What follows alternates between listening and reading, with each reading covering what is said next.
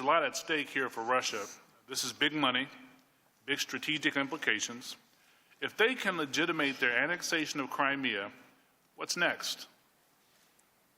Are we looking at a new Iron Curtain descending across Eastern Europe? You know, most in our country recognize what is at stake and how the United States, as a leader of the free world, is the only check on Russian expansion. So, back to Mr. Trump and his cohort.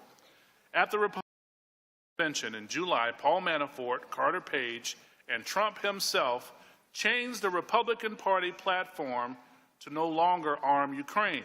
So, the same month that Trump denied Putin's role in Ukraine, his team weakened the party platform on Ukraine.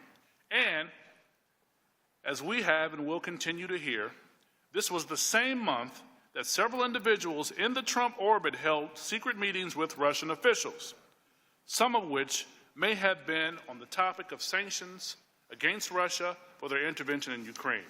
Now, this is no coincidence, in my opinion.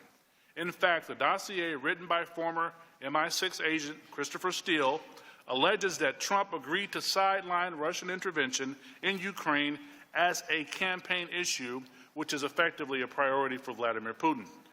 There is a lot in the dossier that is yet to be proven, but increasingly, as we'll hear throughout the day, allegations are checking out. And this one seems to be as accurate as they come.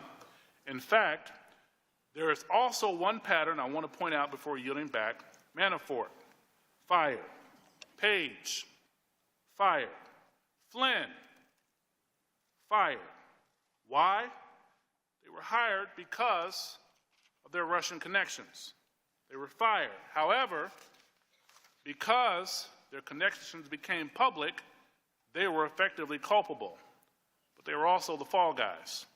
So I think after we hear Mr. Quigley's line of questioning, we might guess who could be next. Mr. Chairman, Mr. Ranking Member.